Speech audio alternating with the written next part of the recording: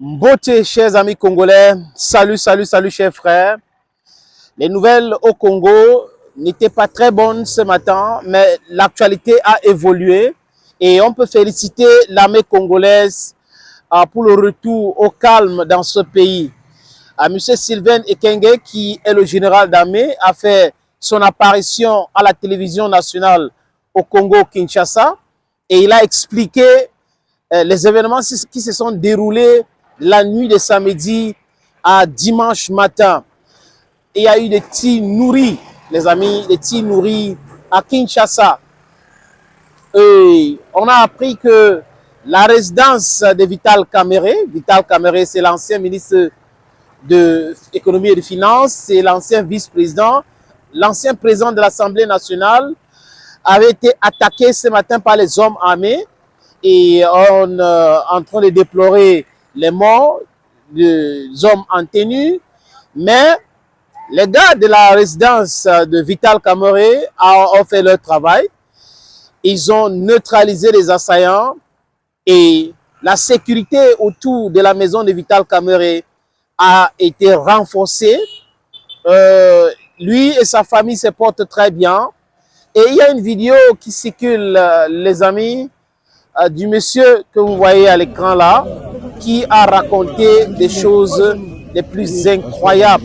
Je vous suggère de l'écouter.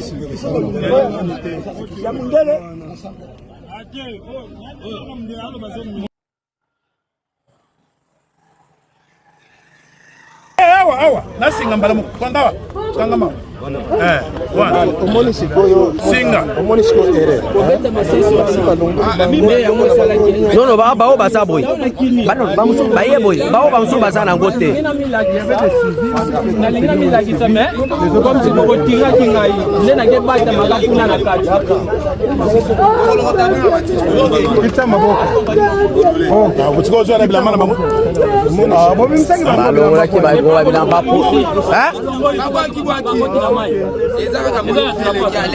C'est déjà bon. Babotino ale za bango. Et yende recruteur na bango ewana.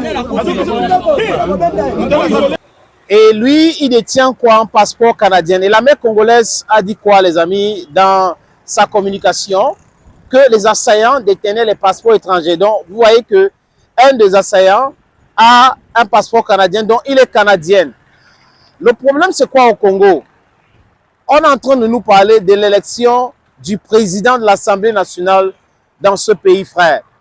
Et il y a une crise politique à cause de cette élection-là. Il y a des partis qui s'affrontent, d'autres voudraient avoir le poste du président de l'Assemblée nationale. Mais n'oubliez pas que le monsieur que vous avez suivi là a parlé dans une vidéo de la fin de règne de Félix Tshisekedi. Donc ça veut dire que quoi? Ça veut dire qu'il y a certains traîtres au Congo qui sont en train de travailler pour topple, how we say it in English. They want to topple the government of Félix Tshisekedi. They no longer want this guy to be president in the country. Et ce n'est pas monnaie courant le coup d'État au Congo. C'est vrai que à l'époque de Laurent Désiré Kabila, qui avait été assassiné en 2001, et c'est pas tôt à raison, on a imputé cela, les amis, à son fils, et d'autres disent que c'est le Rwanda, d'autres disent que c'est les Occidentaux. Bref, on ne va pas entrer dans cette brouhaha.